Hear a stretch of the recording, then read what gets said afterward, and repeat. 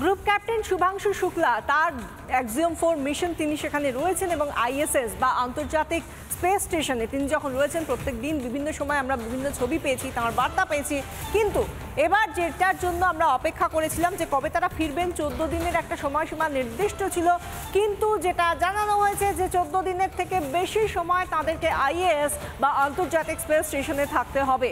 কেন থাকতে হবে সেটা আমরা দেখাবো আপনাদের। শুভাংশু শুক্লাদের ফিরতে দেরি হচ্ছে, খারাপ আবহাওয়ার জেরেই তাদের ফিরতে দেরি হচ্ছে বলে জানা গিয়েছে। তারা যেহেতু খারাপ আবহাওয়া থাকবে সেই জন্যই মহাকাশে তাদেরকে থাকতে হবে আপাতত। এই 4 নভোশ্চর যারা গিয়েছিলেন এক্সিওম 4 মিশনে তারা এখনই ফিরতে পারছেন না, অর্থাৎ নির্ধারিত 14 দিনের মধ্যে তারা ফিরতে পারছেন না, নির্ধারিত সময় তাদের ফেরা হচ্ছে না। এবং সেই সঙ্গে তারা যে ফিরবেন সেখানে ফ্লোরিডায় বলা হয়েছিল, কিন্তু ক্যালিফোর্নিয়ায় নামার সম্ভাবনা তৈরি হচ্ছে।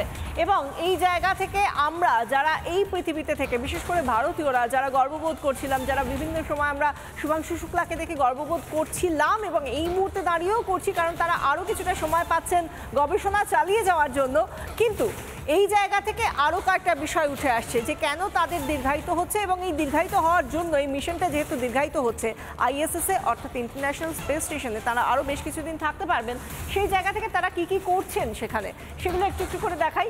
25শে জুন কেনেডি স্পেস স্টেশন থেকে রওনা দিয়েছিলেন তিনি। আমরা জানি ফ্যালকন 9 রকেটে চেপে রওনা দেওয়া হয়েছিল এবং সেখানে এই প্রজেক্ট পাইলটের ভূমিকায় ছিলেন কিন্তু এই শুভাংশু শুক্লা। স্পেস এক্সের ড্রাগনে চেপে মহাকাশে পাড়ি দিয়েছিলেন তারা। পাইলটের দায়িত্বে ছিলেন ভারতীয় শুভাংশু শুক্লা, যিনি ভারতীয় বায়ুসেনার গ্রুপ ক্যাপ্টেনও বটে।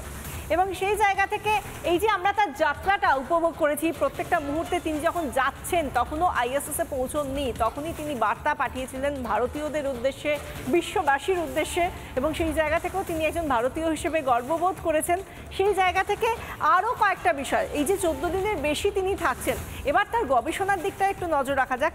কী ধরনের গবেষণা এই 4 নভোশ্চর সেখানে করছেন এবং কতটা সেটা কার্যকরী হয়ে উঠতে পারে সেই বিষয়গুলো নিয়েও আমরা দেখাবো এবার, যে এরপরে ঠিক কী হতে চলেছে এই বিষয়টি, এই গবেষণার বিষয়টি। 60টি বিষয় মূলত গবেষণা, সেটা আমরা ইতিমধ্যেই জানি। 60টি বিষয় গবেষণা চালিয়ে যাওয়া, তার মধ্যে নির্দিষ্ট করেও যদি বলতে হয় তাহলে কি গবেষণা থাকছে এরপরে যে বিষয়টা, 60টি বিষয় গবেষণা সেটা আমরা জানি, কিন্তু এছাড়া মাইক্রোগ্র্যাভিটি সহ 7 বিষয় গবেষণা নির্দিষ্ট করে যদি বলা হয় তাহলে এই বিষয়গুলো, এবং সেই সঙ্গে আইএসএসে মুগ এবং মেথি চাষ শুভাংশু শুক্লাদের।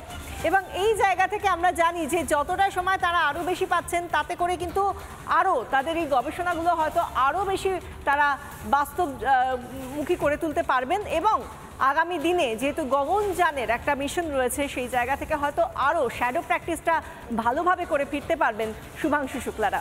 একটা বিরতির সময় হয়েছে, ফিরছি এক্ষুনি, সঙ্গে থাকুন।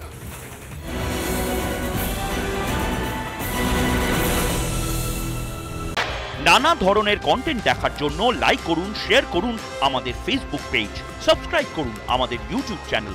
পাশাপাশি অন্যান্য ব্রেকিং নিউজের জন্য অবশ্যই চোখ রাখুন রিপাবলিক বাংলায়।